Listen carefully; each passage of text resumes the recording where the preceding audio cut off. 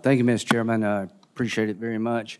So we're having a hearing today about IVF treatments, and the opening statement was about abortion. I think everybody on our side supports the idea of families being able to access this treatment. I know Senator Baldwin, staff members on our side have had families through this procedure. Absolutely committed to making sure this is available. The Alabama decision, I think, has been corrected by the Alabama legislature.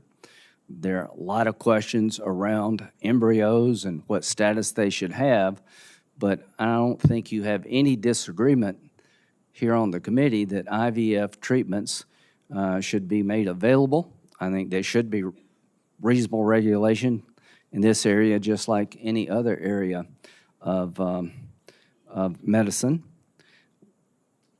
The abortion debate is one worth having, really. I think it's very important. What kind of country do we want to be in 2024 and 2025 and beyond?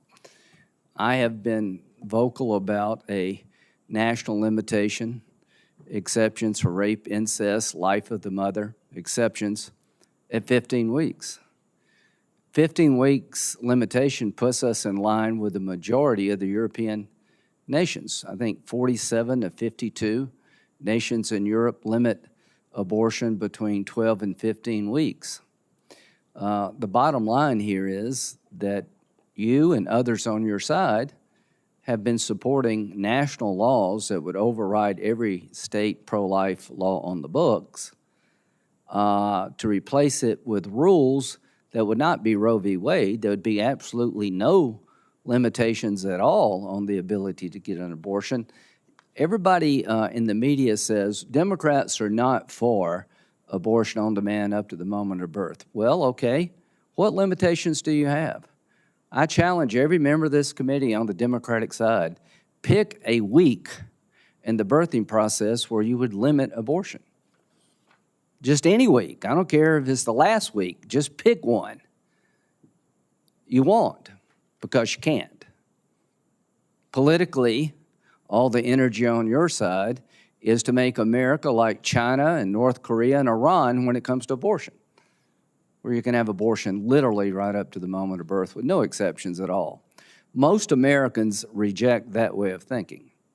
What states do after the Dobbs decision on abortion is up to them to a point.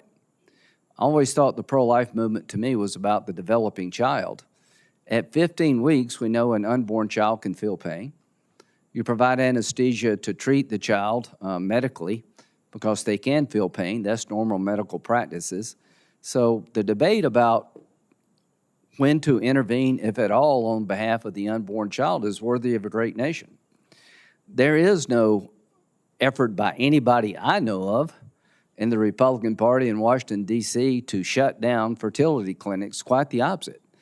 We appreciate this as a form, a way of bringing life into the world for couples that are having a very difficult time conceiving a child otherwise. So we will continue to have this debate, but I'm waiting to hear from one national Democrat in the Senate, let's just start with the Senate, that would tell the country at what point would you limit abortion on demand. Just pick a week. Pick any exception at all. And the answer is deafening. Not one of you has come out that I know of with any limitation on abortion at all, anytime, anywhere, for any reason. So I am waiting to hear what you have to say. I have been clear about what I think, and I look forward to this discussion, and thank you very much. Thanks, Senator Graham.